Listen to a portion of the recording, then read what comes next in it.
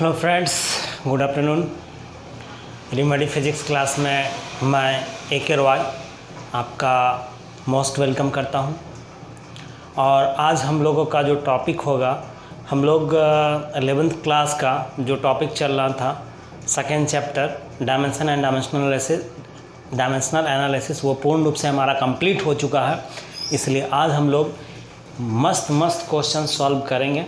ठीक है, जो क्वेश्चंस आपको अक्सर कॉम्पिटिटिव एग्ज़ाम मीन्स आपको IIT में, मेडिकल में, नीट के एग्ज़ाम्स वगैरह में जिस तरह के क्वेश्चंस पूछे जाते हैं, वो क्वेश्चंस आज हम लोग सॉल्व करेंगे और इस चैप्टर को आज हम लोग कंप्लीट कर लेंगे। ठीक है, तो चलिए हम लोग देखते हैं।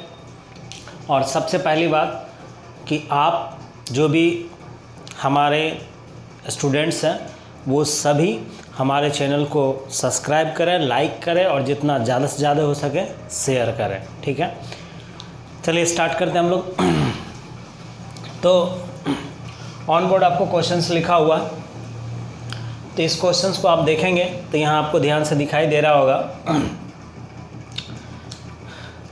The equations of a wave is given bye, क्या दिया हुआ, y = r sin omega into XYV minus के पाई है दिया हुआ। ये इक्वेशंस रियल में दोस्तों ये किसका इक्वेशंस दिया हुआ है, तो ये इक्वेशन दिया आपको वेव का इक्वेशन दिया हुआ है। ठीक है, अब यहाँ पे हम लोग को कह रहा है कि where the symbol have their usual meaning, मतलब जो भी सिंबल आपको से ओमेगा है या R है, X है, B है, K है, Y है, सबका एक पार्टिकुलर मीनिंग है। ठीक है, What are the dimension of x and k, और हमको डायमेंशन यहाँ पे निकालना किसका, x and k का डायमेंशन निकालना, इस x और ये जो k हमारा इसका डायमेंशन निकालना।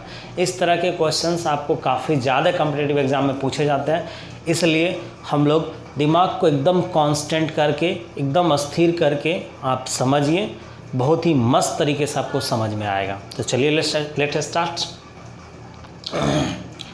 तो इस तरह के क्वेश्चंस में मैं जो आपको बता रहा हूँ, आप इस तरीके से बनाएं या थिंकिंग करें क्वेश्चंस को, इस तरह के क्वेश्चंस को सॉल्व करने का, तो आपको कभी भी इस तरह के क्वेश्चंस को सॉल्व करने में कोई प्रॉब्लम नहीं होगा। तो सबसे पहले हमें क्या करना है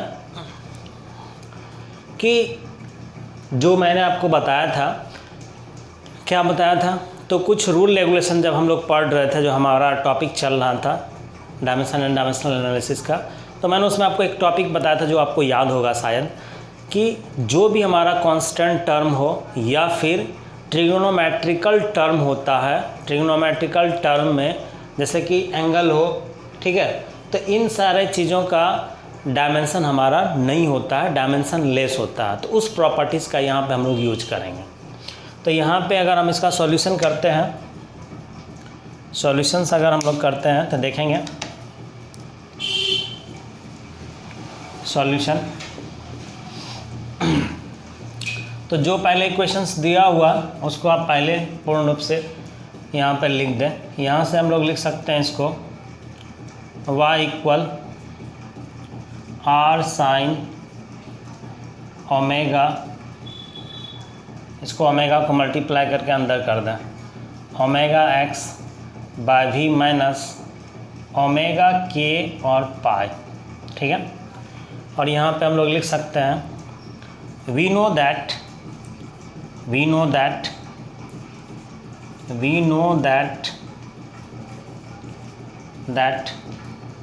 the dimension of constant, the dimension या फिर the dimension of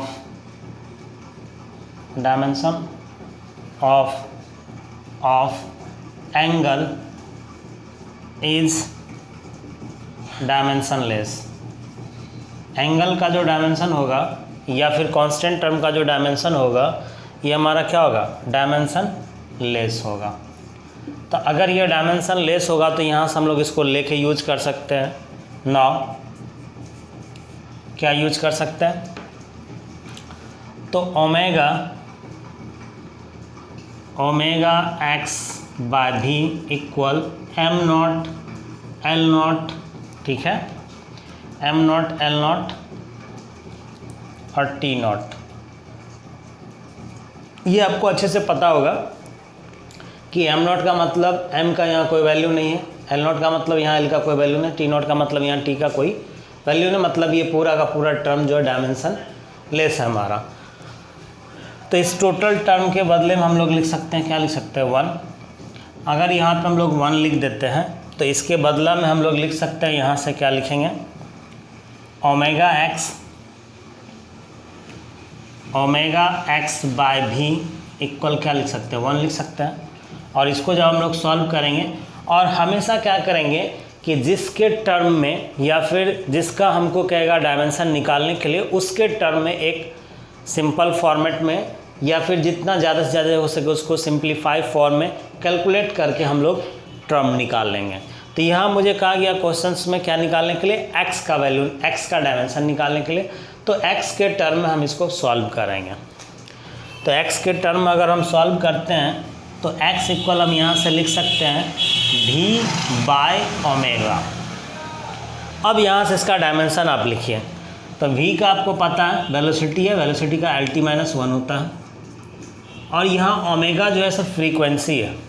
ओमेगा हमारा क्या होता है, फ्रीक्वेंसी होता है। तो फ्रीक्वेंसी का हमारा क्या होता है, T-1। तो यहाँ से ये और ये हमारा कैंसिल हो गया। तो दैट मीन्स x जो हमें शो कर रहा है, ये किसके डायमेंशन को शो कर रहा है, तो लेंथ के डायमेंशन को शो करेगा। किसके डायमेंशन को शो करेगा, तो लेंथ के डायमेंशन को शो करेगा। तो x का डायमेंशन हमारा यहाँ क्या निकल गया, l निकल चुका। ठीक है, एक टर्म हम लोग सॉल्व कर चुके हैं। अब आगे देखते हैं। आगे मुझे सॉल्व करना k को, k का निकालना। तो k के टर्म में अगर इसकी बात करें तो ये पूरा टर्म हमारा क्या हो जाएगा, डायमेंशन लेस होगा। ठीक है, तो इस k का भी अगर हम लोग यूज करते हैं तो यहाँ से हम लोग इसको लिख सकते हैं अगेन क्या लिखेंगे, अगेन ओमेगा k और pi equal am not, L not, T not. ठीक है, और ये किसके बराबर हो जाएगा, 1 के बराबर हो जाएगा। फिर यहाँ से इसको अगर सॉल्व करते हैं तो सॉल्व करने के बाद हमें किसका वैल्यू निकालना, k का वैल्यू निकालना। तो k का अगर वैल्यू निकालते हैं तो k इक्वल हम लोग लिख सकते हैं 1 बाय ओमेगा और पाई। तो आपको पता है कि पाई भी हमारा क्या है, कांस्टेंट टर्म है, और कांस्टेंट टर्म का कोई डायमेंशन नहीं होता, वो डायमेंशन लेस होता है। इसलिए यहाँ से क्या करेंगे, हम इसके वैल्यू को हम हटाएंगे तो सिर्फ हमारा क्या बच जाएगा, ओमेगा। और ओमेगा हमारा क्या होता है, फ्रीक्वेंसी है। फ्रीक्वेंसी का क्या होता है, टी इनवर्स होता है उसका डायमेंशन। ठीक है, तो इसको अगर हम लोग लिखना चाहेंगे तो k का डायमेंशन कितना हो जाएगा, 1 बाय T-1, और फिर इसको ऊपर करेंगे कितना हो जाएगा, t हो जाएगा। तो यहाँ से हम लोग डायमेंशन किसका निकाल चुके हैं, x का डायमेंशन निकाल चुके हैं। x का डायमेंशन हमारा किसके लिए हो गया, लेंथ के लिए है, और k का डायमेंशन हमारा किसको शो कर रहा है, t के लिए शो कर रहा है। ठीक है, तो आप इसे राइट करें।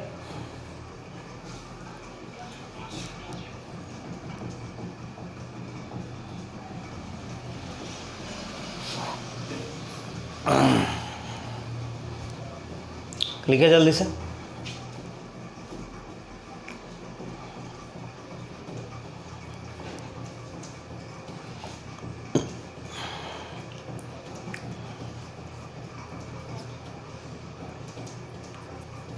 देखिए ये क्वेश्चंस तो जब भी इस तरह का क्वेश्चन दिया जाएगा हम लोग डायमेंशन से रिलेटेड, ठीक है, तो इसी तरह से हम लोग इसको क्या करेंगे, सॉल्व कर लेंगे। अब चलिए नेक्स्ट क्वेश्चन की तरफ बढ़ते हैं हम लोग।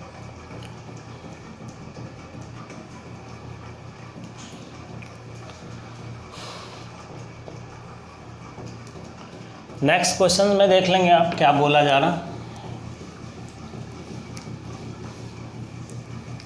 ये देखिए, इस क्वेश्चंस में आपको कहा गया है कि the density of rho of earth is given by rho equal 3g by 4 pi r और कैपिटल G। ठीक है, where r is the radius of क्या अर्थ है, and g is the gravitational constant है, check the dimensional consistency of this relation. That means इससे related एक question मैंने आपको पहले भी बताया था कि हमें चेक करना है कि डायमेंशनल कंसिस्टेंसी को, मतलब जो गिवन इक्वेशन दिया हुआ है वो इस सारे टर्म को फुलफिल कर रहा है कि नहीं कर रहा, या फिर हम इसे समझ सकते हैं कि जो डेंसिटी है अर्थ का डेंसिटी का ये फॉर्मूला हमारा लिखा हुआ सही है या नहीं है।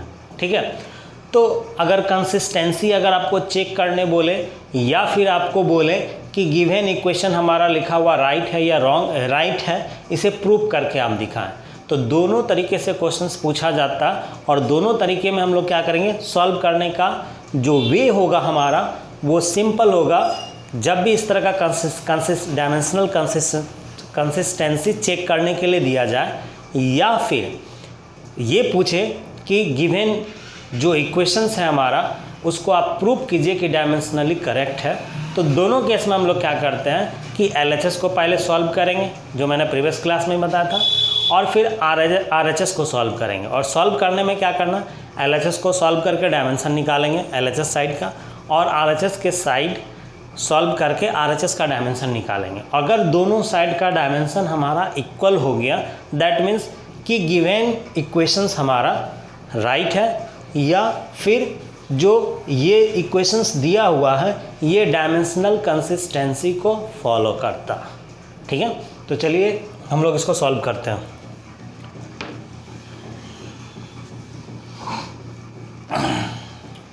तो सबसे पहली बात यहाँ सॉल्यूशन में हम लोग लिखेंगे, क्या लिखना है, तो LHS में आपको क्या दिया हुआ, LHS में आपको दिया हुआ, यहाँ क्वेश्चंस में आपको लिखा हुआ साफ साफ कि हमारा क्या डेंसिटी है, तो ये हमारा डेंसिटी है, डेंसिटी को रो से इंडिकेट करते हैं। और डेंसिटी का क्या फॉर्मूला होता है, तो मास पर यूनिट वॉल्यूम होता है। डेंसिटी का क्या फॉर्मूला होता है, मास पर यूनिट वॉल्यूम होता है। ठीक है, अब मास के लिए हम लोग अगर बात करेंगे, LHS फिर से यहाँ लिख दें, मास का क्या होता है, डायमेंशन कैपिटल M हमने लिख दिया। उसके बाद वॉल्यूम का क्या होता है, डायमेंशन, तो ये आपको पता है कि वॉल्यूम का डायमेंशन LQ होता है, ये मैंने लिख दिया। ठीक है, अब यहाँ से अगर इसका पूरा निकालना चाहें तो इसको हम लोग लिख सकते हैं ML - 3 या ML पे पावर -3। आपको ये आपका डायमेंशन, फाइनल डायमेंशन किस साइड का निकल गया, ये LHS साइड का निकल गया। दैट मीन्स कि डेंसिटी का डायमेंशन क्या होता है, तो ML - 3 होता है। क्या होता है, ML - 3 बोलेंगे या ML पे पावर -3 बोलेंगे। ये हमारा डायमेंशन निकल गया डेंसिटी का। अब इसी तरह से हम डायमेंशन निकालेंगे, ये हमारा कौन सा साइड हो जाएगा, ये हमारा हो जाएगा RHS साइड हो जाएगा। कौन सा साइड हो जाएगा, RHS। ठीक है, right hand side, left hand side, जो मैथ में हम लोग क्या करते हैं, ट्रिग्नोमेट्रिक के केस में हम लोग फॉर्मूला वगैरह को प्रूव करते हैं, वही कंडीशन यहाँ अपनाना है। ठीक है, तो अब अगर हम लोग RHS वाले साइड को लेके चलेंगे, किसको लेके चलेंगे, RHS साइड को, तो RHS साइड को अगर लेके चलते हैं नाउ फ्रॉम RHS से लेके चलेंगे, तो RHS में आपको दिया हुआ 3G/4πr कैपिटल G। ये हमारा हो गया कांस्टेंट टर्म। ये कौन सा टर्म हो गया, कांस्टेंट टर्म हो गया। ये क्या हो जाएगा, डायमेंशनलेस, इसका कोई डायमेंशन नहीं होगा। ये क्या हो जाएगा, ये आपको हो जाएगा डायमेंशनलेस हो जाएगा। ठीक है, ये 4π भी आपको क्या है, कांस्टेंट है, क्या है ये कांस्टेंट है, तो ये भी आपको क्या हो जाएगा, डायमेंशनलेस हो जाएगा। ठीक है, तो बच क्या जाएगा आपके पास में, G बच जाएगा और R और G बच जाएगा। G यहाँ पे दिया हुआ आपको क्या है, एक्सेलरेशन ड्यू टू ग्रेविटी है। स्मॉल g हमारा क्या होता है यहाँ पे, एक्सेलरेशन ड्यू टू ग्रेविटी है। तो एक्सेलरेशन ड्यू टू ग्रेविटी का वही हम लोग डायमेंशन होता है। कौन सा डायमेंशन होगा, तो जो एक्सेलरेशन का होता है, तो एक्सेलरेशन का डायमेंशन क्या होता है, LT-2। तो यहाँ से RHS को अगर हम लोग सॉल्व करते हैं, सॉरी हाँ, RHS को सॉल्व करते हैं तो RHS इक्वल हम लोग लिख सकते हैं। अब इस G का लिखेंगे, क्योंकि ये कांस्टेंट टर्म सारा था, तो कांस्टेंट टर्म मैंने आपको पहले भी मैं आपको समझा चुका हूँ, और आप ऑलरेडी जानते हैं कि कांस्टेंट टर्म का डायमेंशन हम लोग यूज़ नहीं करते हैं। ठीक है, तो यहाँ से LT माइनस कितना हो जाएगा 2, ये हो गया G का डायमेंशन। ठीक है, अब इसके बाद हम लोग चलते हैं R का। R हमारा क्या है, रेडियस है, तो रेडियस क्या होता है हमारा, लेंथ होता है, या डिस्प्लेसमेंट बोल सकते हैं, तो L। अब यहाँ पे एक चीज़ हमें डिस्टर्ब कर रहा है, ये वाला टर्म, कौन सा, एक्सेलरेशन ड्यू टू ग्रेविटी। तो मैं आपको थोड़ा सा यहाँ पे ड्राइव करके निकाल दे रहा हूँ। ठीक है, अभी हम लोग ज़्यादा शॉर्ट टर्म के अकॉर्डिंग ना चलेंगे, शॉर्ट कट नहीं मारेंगे, ना तो एक्सीडेंट हो जाएगा। एक्सीडेंट मीन्स ये कि फिर मुझे समझ में नहीं आएगा कि किस तरह से आ गया हमारा। तो हम लोग यहाँ पे निकाल लेते हैं किसका, तो डायमेंशन निकाल लेते हैं ग्रेविटेशनल कांस्टेंट का। तो ग्रेविटेशनल फोर्स का फॉर्मूला होता है equal G m1 m2 by r square. इसी को हम लोग बोलते हैं ग्रेविटेशनल कांस्टेंट। तो इसके टर्म अगर फॉर्मूला चाहिए हमको तो FR square by m1 m2 लिख सकते हैं। फोर्स का क्या होता है, mLT माइनस 2 होता है, मास इंटू एक्सेलरेशन। और फिर यहाँ पे आपको R स्क्वायर है, तो R स्क्वायर का क्या होगा L2। फिर नीचे में मास है, तो मास का कितना होगा m2। 2 मास है तो m का मास का स्क्वायर होगा, तो कितना होगा m2। यहाँ से एक मास हमारा कैंसिल आउट हो जाएगा, ऊपर जाएगा तो ये मास किस में हो जाएगा, माइनस में, और ये हमारा फाइनली आ जाएगा m-1। L कितना हो जाएगा L3, और T माइनस कितना हो जाएगा 2 हो जाएगा। तो ये डायमेंशन हो गया किसका, ग्रेविटेशनल कांस्टेंट का। किसका हो गया, ग्रेविटेशनल कांस्टेंट का हो गया। ठीक है, समझ रहे हैं मेरे प्यारे डियर स्टूडेंट्स। ठीक है, ग्रेविटेशनल कांस्टेंट का ये आपको डायमेंशन हो गया। अब यहाँ से हम लोग क्या करते हैं, इस डायमेंशन को आप यहाँ पे पुट पुट कर दीजिए उठा के। तो ये हो गया m-1 L3 T-2 हो गया। ठीक है, समझ रहे हैं। अब यहाँ से देखिए T-2 नीचे है, T-2 ऊपर है, ये कैंसिल हो जाएगा, कैंसिल कर दिया। अब यहाँ पे अगर बात करेंगे, यहाँ L है कैंसिल हो गया, और ये बच गया आपका, क्या बच गया L3, और पावर माइनस है, तो जो माइनस वाला पावर है नीचे वो ऊपर जाएगा, प्लस में कन्वर्ट हो जाएगा, और जो प्लस में वो माइनस में कन्वर्ट हो जाएगा। तो RHS बराबर हम लोग लिख सकते हैं mL-3। तो ध्यान से देखा जाए जनाब, तो आपको ये नज़र आएगा कि mL-3 यहाँ से LHS में भी है, और RHS में भी कितना आ गया, mL-3 आ गया। तो दोनों साइड का हमारा LHS और RHS बराबर हो गया, इसलिए ये हमारा क्या हो जाएगा। अब डायरेक्टली हम यहाँ लिख सकते हैं हैंस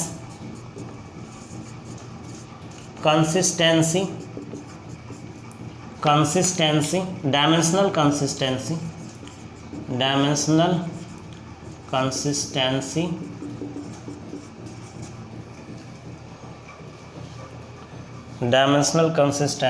इज राइट। मतलब जो डायमेंशनल कंसिस्टेंसी, आपको check the dimensional consistency of this relation, hence the dimensional consistency of this relation is right. Dimensional consistency of this relation is right. ठीक है, तो इस तरह से जब भी हमको कंसिस्टेंसी चेक करने, डायमेंशनल कंसिस्टेंसी चेक करने के लिए दिया जाए, या फिर आपको कहा जाएगा क्या कि गिवन इक्वेशन आपका राइट है या रॉन्ग है, उसको चेक करने के लिए तो हम लोग इसी तरह से क्वेश्चंस को बनाएंगे। तो फटाक से आप लिख लें, ताकि हम लोग तुरंत इसके बाद और भी कुछ अच्छे क्वेश्चंस को कंप्लीट कर सकें। तो जल्दी से लिखिए इसे।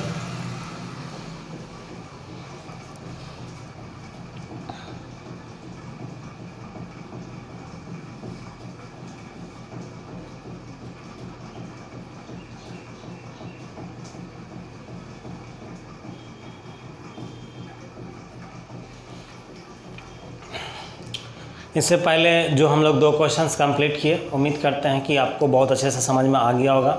और मेरे प्यारे स्टूडेंट्स से ये रिक्वेस्ट है कि आप जो भी क्वेश्चंस आप हमारे साथ सॉल्व करते हैं उसको 2 से 3 बार प्रैक्टिस करें, 2-3 दिन, 4 दिन, 5 दिन पे, ताकि आपको पूरा का पूरा कॉन्सेप्ट बना हुआ रहे। ठीक है। और मैं फिर से एक बार कहना चाहूँगा कि मैं आप लोगों के लिए बहुत ज़्यादा सोच रहा हूँ, मेहनत कर रहा हूँ, और आपकी भी एक अथॉरिटी बनती है कि आप हमारे चैनल को ज़रूर से ज़रूर सब्सक्राइब करें, लाइक करें एंड शेयर करें, और अपने दोस्तों को भी इस चैनल पे आने के लिए बोले, क्योंकि आपको यहाँ एकदम बेस्ट तरीके से आसान भाषा में आपको फिज़िक्स की नॉलेज दी जा रही है और दी जाएगी। ठीक है। तो चलिए आगे सॉल्व करते हैं। देखिए, ये क्वेश्चंस छोटा है, लेकिन बहुत जगह हमसे पूछा जाता है, हमारे एग्ज़ाम में होता है, लेकिन हम वहाँ पे बना नहीं पाते हैं। एक कहावत है ना, देखन में छोटन लगे घाव करे गंभीर, तो वही हाल यहाँ पे इस क्वेश्चंस का भी है। मैक्सिमम टाइम हम सोचते हैं कि ये छोटा सा क्वेश्चन है, चलो यूँ ही बन जाएगा, लेकिन बन तो यूँ ही जाएगा, लेकिन हम कॉन्सेप्ट हमेशा भूल जाते हैं। तो यहाँ पे मैं जो आपको कॉन्सेप्ट बताने वाला हूँ, उस कॉन्सेप्ट को आपको अच्छे से याद रखना। ठीक है।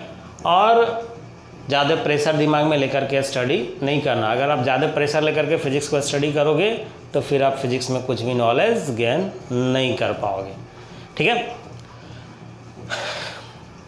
ये छोटी छोटी बातें हैं, लेकिन आपको याद रखनी है। तो चलिए, कन्वर्ट 1 किलोमीटर इंटू मीटर पर second by using dimensional concept. याद कीजिए कि एक यूजेज हम लोग पढ़ते थे कि डायमेंशनल कॉन्सेप्ट का क्या यूज़ है। तो डायमेंशनल कॉन्सेप्ट में मैंने आपको बताया था कि with the help of dimensional concept या dimensional formula we can convert from 1 unit to another unit. एक यूनिट से दूसरे यूनिट में हम लोग क्या कर सकते हैं, चेंज कर सकते हैं। ठीक है। तो उस कंडीशन में मैंने आपको एक फार्मूला लिखाया था, उसी फार्मूला का यहाँ पे यूज करना और आपको उस फार्मूला को याद रखना। तो वो फार्मूला हमारा क्या था? वो फार्मूला ये था कि जिसको भी हमको निकालने का रहेगा जिस अदर सिस्टम ऑफ यूनिट में, इसमें सबसे पहली बात, एक बात और आपको क्या करना होगा कि जैसे यहाँ दिया कन्वर्ट 1 किलोमीटर पर आवर, तो ये किलोमीटर पर आवर जो है ये कौन सा फिजिकल क्वांटिटी का यूनिट है? तो ये यूनिट है वेलोसिटी का। किसका यूनिट है? वेलोसिटी का। तो वेलोसिटी का सबसे पहले हमको डायमेंशन लिखना पड़ेगा। क्या करना पड़ेगा? डायमेंशन लिखना पड़ेगा। या इसी को अगर देता 10 जूल को कन्वर्ट करने के लिए किसी अदर सिस्टम ऑफ यूनिट में, तो यहाँ पे देखते हैं जूल। जूल किसका यूनिट है? वर्क डन का। ठीक है। तो वर्क डन का हम लोग को क्या करना पड़ता, पहले उसका डायमेंशन लिखना पड़ता। क्यों? क्योंकि अगर उसका डायमेंशन लिखेंगे तो फॉर्मूला में जो हम लोग ABC का यूज़ करते हैं, फिर उससे उसका हम लोग वैल्यू निकाल सकते हैं। तो सबसे पहला काम इस तरह के कॉन्सेप्ट क्वेश्चन में हम देखेंगे कि कौन सा दिया हुआ यूनिट और वो यूनिट किस फिजिकल क्वांटिटी का, और जिस फिजिकल क्वांटिटी का होगा उसका सबसे पहले हम लोग क्या करेंगे, डायमेंशन लिखेंगे। तो यहाँ पे वेलोसिटी है, तो वेलोसिटी का डायमेंशन क्या हो जाएगा? वेलोसिटी का डायमेंशन आपको हो जाएगा, वेलोसिटी बराबर क्या होता है? Displacement by time. तो यहाँ से v का डिस्प्लेसमेंट का कितना l और टाइम का कितना t, तो ये कितना होगा LT - 1। ठीक है। तो यहाँ से हम लोग इसको अगर डेकोरेट करके लिखे, सजा के लिखे, अच्छा से लिखे, तो क्या लिख सकते हैं? m नॉट का कुछ वैल्यू नहीं है, लगाए या ना लगाए, लेकिन देखने में अच्छा लगे इसलिए हम लोग लगाते हैं l और t - 1। तो यहाँ से ABC का वैल्यू बोले तो A का वैल्यू कितना हो गया? 0, B का वैल्यू कितना हो गया? 1। ठीक है। एंड C का वैल्यू आपको कितना हो गया?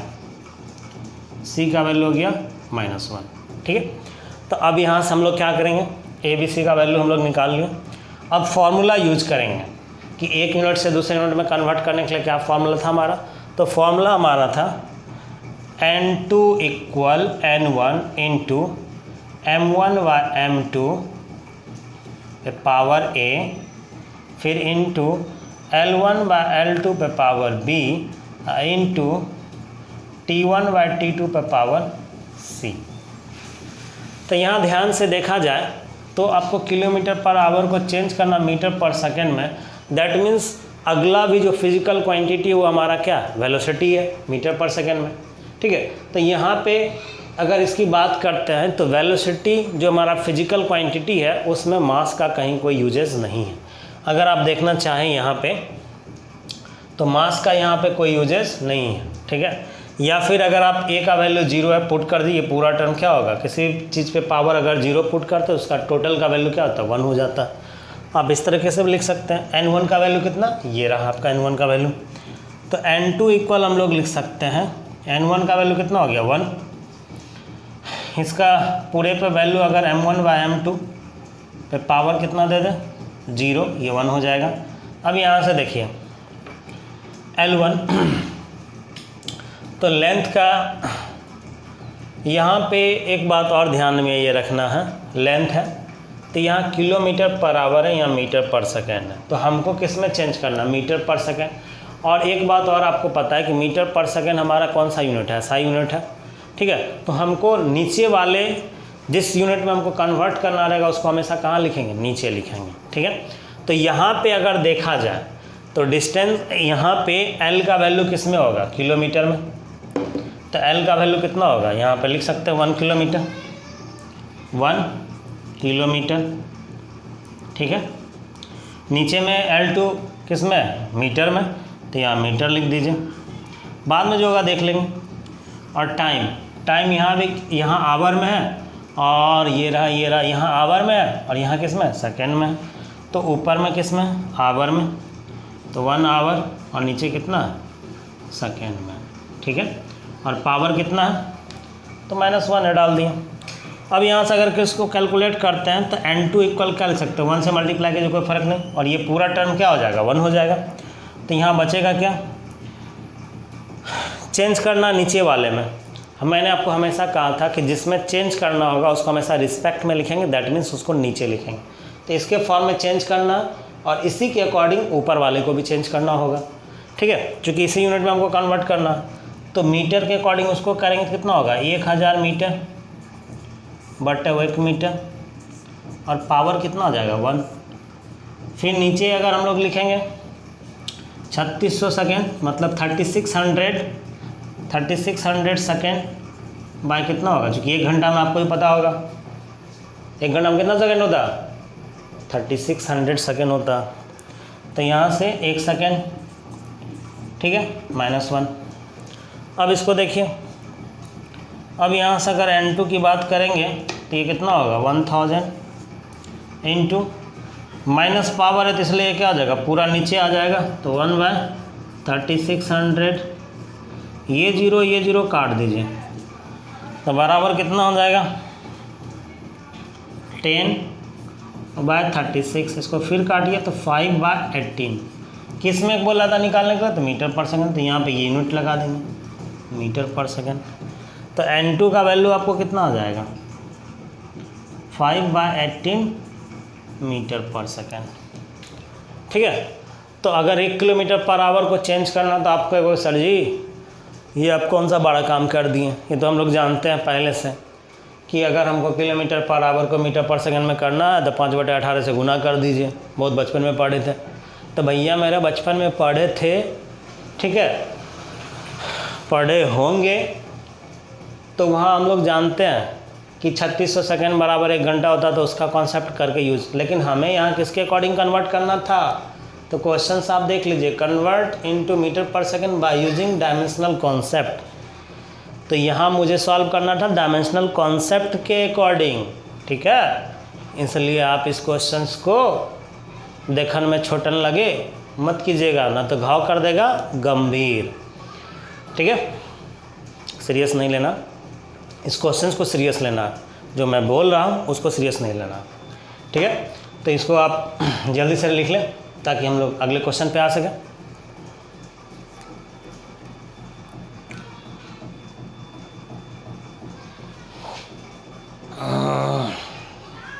उम्मीद करते हैं कि सब कुछ मस्त मस्त समझ में आ रहा होगा, और ना आए समझ में तो अगर आप हमें फीडबैक नहीं दीजिएगा तो कैसे पता चलेगा कि हमने आपको अच्छा से समझाया और आपको अच्छा से समझ में नहीं आया। अगर आपको समझ में नहीं आता है तो आप मुझे ज़रूर से ज़रूर कमेंट करके हमें बताइए कि सर मुझे ये टॉपिक, ये कॉन्सेप्ट समझ में नहीं आया, तो मैं आपके लिए फिर से इस टॉपिक पे लेक्चर तैयार करूँगा और बहुत ही अच्छे ढंग से तैयार करके दूंगा और तब तक आपको समझाऊंगा जब तक कि आपको समझ में ना आए। लेकिन आपका काम है कंटिन्यू आप देखिए वीडियो और शेयर कीजिए, लाइक कीजिए, सब्सक्राइब कीजिए। जल्दी से आप इसे लिखें।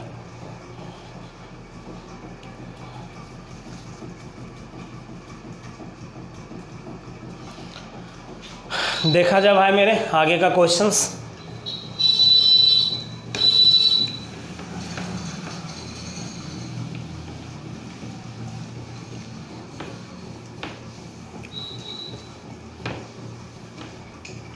जो फंडा हम आपको बताते हैं क्वेश्चंस बनाने का, आप उसे अगर याद रखते हैं तो कभी भी आप इसमें फेल नहीं होंगे क्वेश्चंस को बनाने के लिए। चलिए हम लोग नेक्स्ट क्वेश्चंस को देख लेते हैं। नेक्स्ट क्वेश्चन में कह रहा, क्वेश्चंस आपको शायद अच्छा से दिख रहा होगा, वैसे मैं एक बार पढ़ दे रहा हूँ, समझा दे रहा हूँ। The frequency N of vibrations of a string vibration of a stretched string, तना हुआ एक रस्सी है, ठीक है, is a function of its tension F, the length L and the mass per unit length M, from the knowledge of dimension prove that इतना। मतलब ये फ्रीक्वेंसी है, ठीक है, किसका दिया हुआ, तो एक रस्सी है, उसमें कोई बॉक्स लटका हुआ, उसका ये इक्वेशंस बना के आपको दे दिया गया और आपसे पूछ रहा है कि जो प्रैक्टिकली या जैसे भी ये इक्वेशंस लिखा गया है, ये इक्वेशन सही है या गलत है आपको प्रूव करने के लिए। लेकिन आपको यहाँ पे प्रूव करना है कि ये हमारा इक्वेशंस सही है, ठीक है।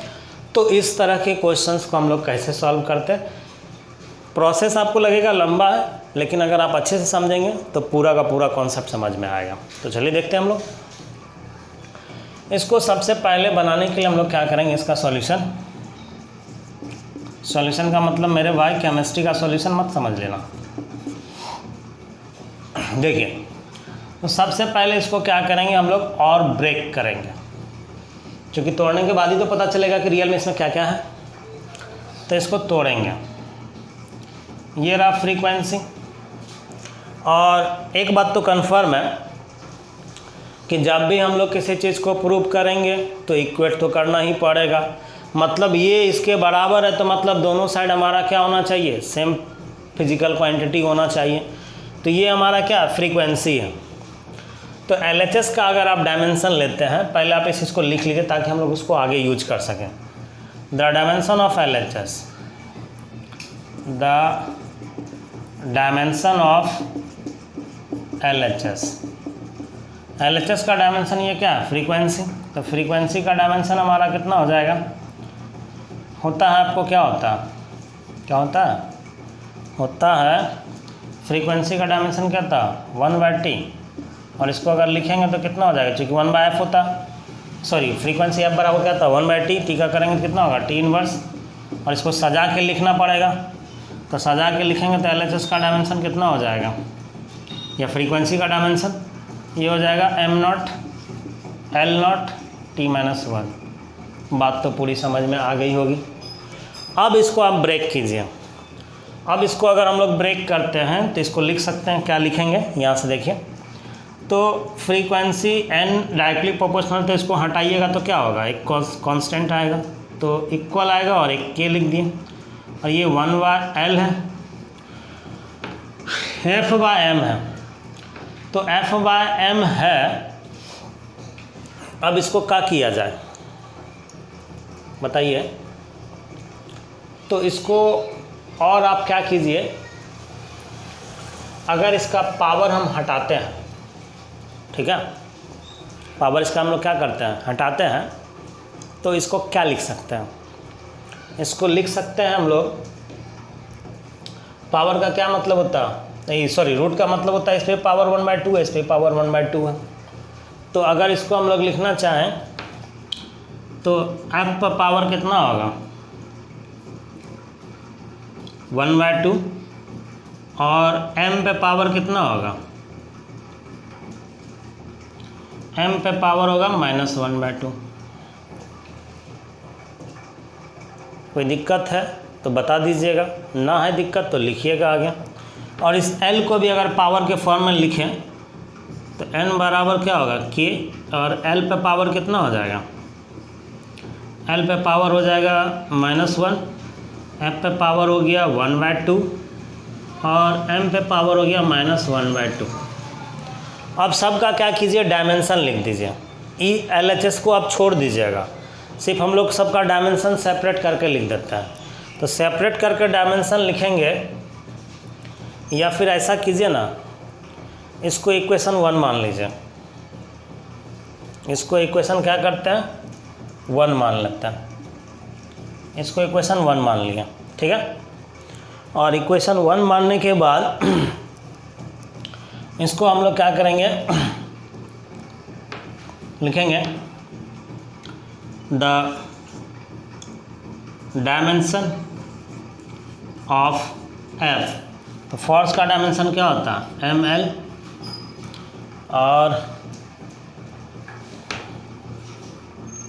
mlt-2 देखते जाइएगा, ठीक है।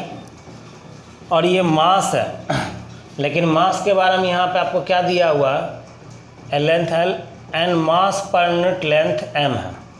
तो मास की जगह क्या होगा, मास per unit length mass per unit length l, ठीक है। मास पर यूनिट लेंथ l, तो m का m और l का l, तो ये क्या होगा ml-1, ठीक है। और कुछ बचा, और l का क्या हो जाएगा, l बराबर length dimension of l, and l बराबर हो जाएगा l पे पावर -1, ठीक है। और ये सारे पे पावर जो है हमारा, ये कितना, इस पर हम a मान सकते हैं, इस पर b मान सकते हैं, इस पर c मान सकते हैं। तो सबको अगर इक्वेशंस को आप लिखना चाहेंगे तो आप इसको लिख सकते हैं, यहाँ से यहीं शुरू करते हैं लिखना, ठीक है। फ्रॉम इक्वेशन 1,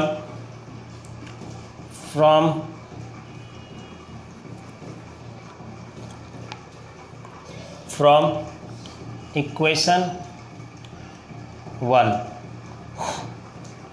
सब पे इसको जो है आप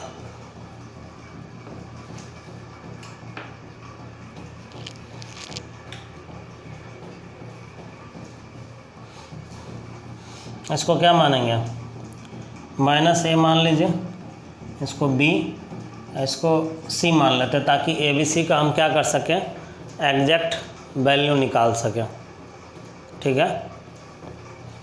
तो यहाँ से इसको लिखेंगे तो हम लोग क्या लिख सकते हैं, इसको यहाँ से फ्रॉम इक्वेशन फर्स्ट से आप इसको लिखेंगे। तो सब पे क्या करना, पावर डाल दीजिए आप। पहले सबसे पहले आप यहाँ तक सॉल्व कीजिए, सॉल्व नहीं करना बल्कि आप जल्दी से इसको लिखें, ताकि हम इसको मिटा के सेपरेट करके आपको लिख सकें, अच्छे से इसको लिख सकते हैं। पहले यहाँ तक आप छाप लीजिए, जल्दी से छापिएगा।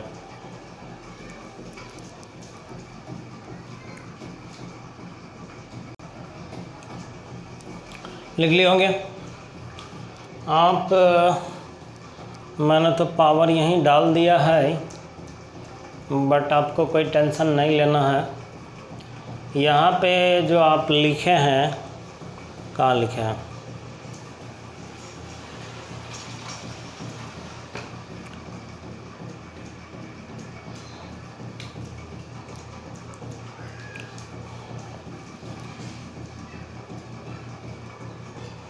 ये थोड़ा सा समझने में दिक्कत होगा, इसलिए थोड़ा सा और इसको इजी कीजिए। इजी क्या कीजिए, यहाँ तक तो लिख लिया है ना, इसको आप डायमेंशन वगैरह सब सही लिखा हुआ था। n बराबर जो लिखे है ना आप, इसको ऐसे बनाएंगे, n इक्वल आपको क्या हो गया, k, ये l पे पावर a मान लीजिए, फिर क्या होगा, डायरेक्टली प्रोपोर्शनल का रिलेशन है। फिर उसके बाद f पे पावर आप मान लें b, और m पे पावर मान ले आप c। बात समझ में आई।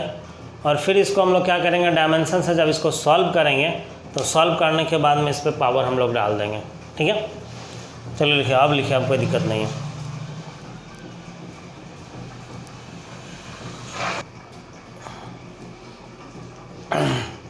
अब यहाँ से लिखने के बाद इसको कुछ नहीं करना, सबका डायमेंशन आप लिख दीजिए, जिसका डायमेंशन है अगर हम लोग लिखेंगे तो यहाँ से L का डायमेंशन कितना होगा, L का डायमेंशन L ही होगा। ठीक है, उसके बाद इसको इक्वेशन 1 मान लेते हैं। उसके बाद फोर्स का डायमेंशन कितना होगा, MLT माइनस, इस पर पावर कितना, A डालते जाइए, MLT माइनस 2, इस पर पावर कितना B, and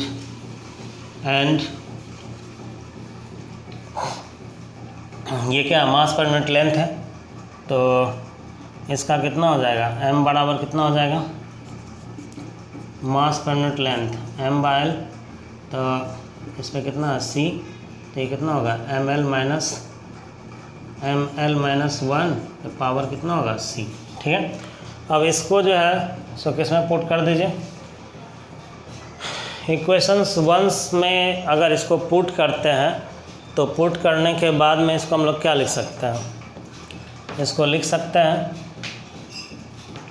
now from equation 1, now from equation 1 and equating equation 1 and equating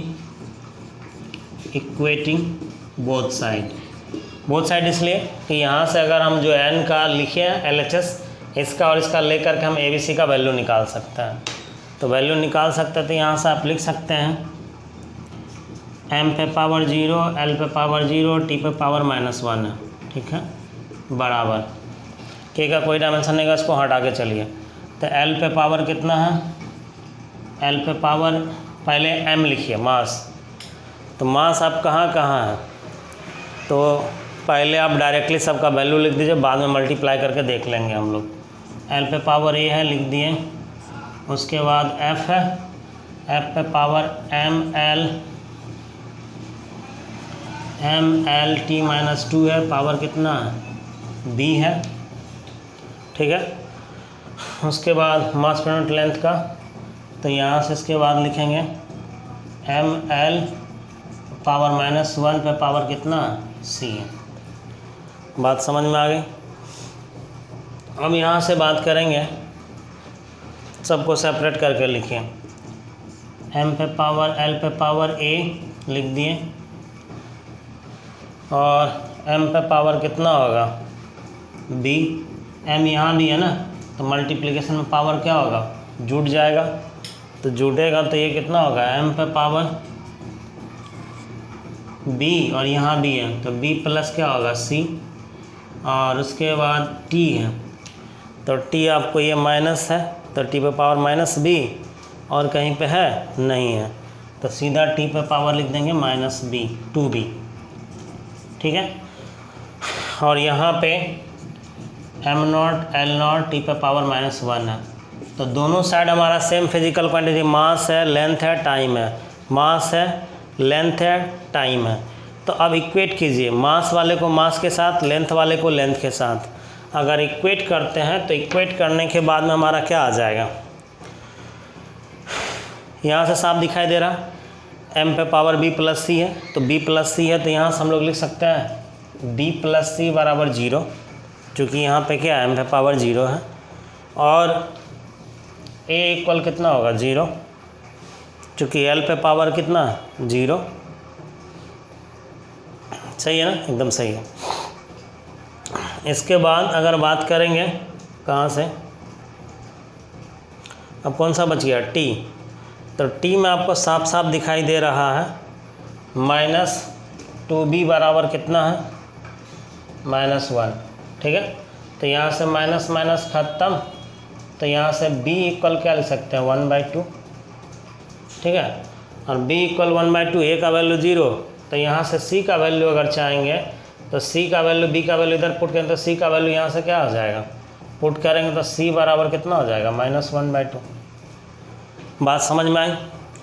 अब इस वैल्यू को आपको फिर से पुट कर देना है किस में, जो ए बी सी का वैल्यू, चूँकि इक्वेशन 1 में जो हम लोग लेके चले थे, यहाँ पे ए बी सी का वैल्यू हम लोग मान लिए। अब इस इक्वेशन को पुट कर देना किस में, 1 में।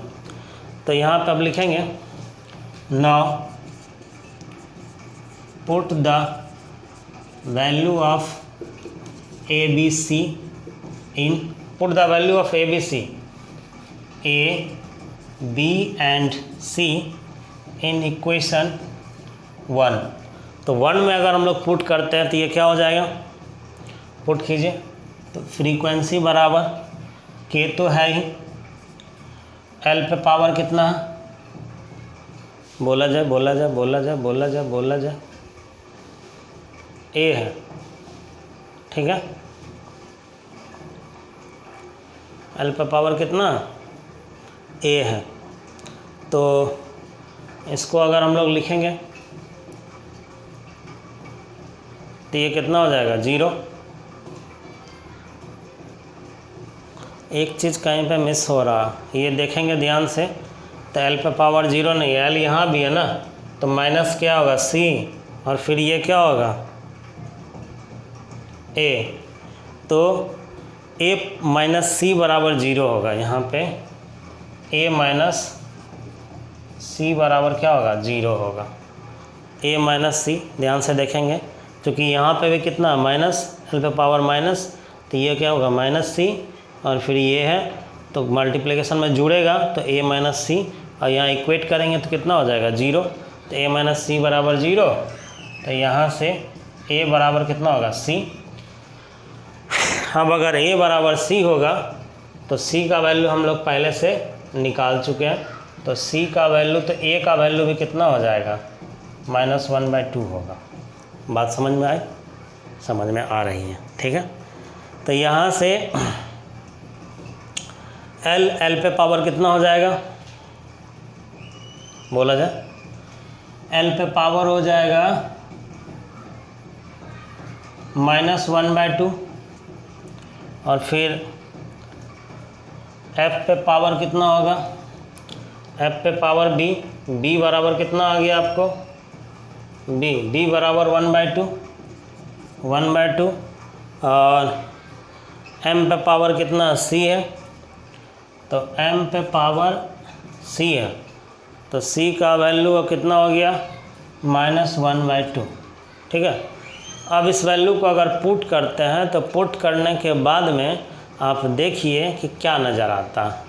तो देखेंगे इसको तो नज़र आपको ये आएगा, यहाँ पे थोड़ा थोड़ा थोड़ा ए बराबर -सी सही है, तो ए का वैल्यू सी के बराबर होगा, ठीक है ठीक है ठीक है, चलिए ठीक है। अब कुछ नहीं करना, इसमें वैल्यू को पुट करेंगे, तो पुट करने के बाद में क्या होगा, के। तो के को हम लोग क्या लिख सकते हैं, यहाँ से अगर के को हटाएंगे तो डायरेक्टली प्रोपोर्शनल आप लिख सकते हैं। एल का वैल्यू -1/2 है, तो ये भी क्या हो जाएगा, रूट के फॉर्मेट में आएगा। किसके फॉर्मेट में आएगा, रूट के फॉर्मेट में आएगा। तो यहाँ से इसका वैल्यू पुट करें और एफ़ का वैल्यू पुट करें, तो ये 1/2 ऊपर में और ये माइनस में, तो इस टोटल को हम लोग लिख सकते हैं ना, F/m लिख सकते हैं, ठीक है, लिख सकते हैं, ज़रूर लिख सकते हैं। और यहाँ से फिर L को आप यहाँ से पुट कर दें तो n बराबर कितना हो जाएगा, n directly proportional to 1/L, minus को ये पुट करेंगे यहाँ से ये, तो कितना होगा 1/L। बात समझ में आई, ठीक है। तो फाइनली जिस इक्वेशन से हम लोग चले थे उस इक्वेशन पे पहुँच गया, ठीक है। तो ये जो भी क्वेश्चंस वगैरह था वो हम लोग प्रूव कर चुके हैं। इससे आगे मेरे प्यारे students, my dear students, next class में देखेंगे और भी आपको इससे रिलेटेड बहुत सारे वीडियोस, लेक्चर्स मिलते रहेंगे। And again kindly request, please subscribe, like and share my channels. Thank you for watching.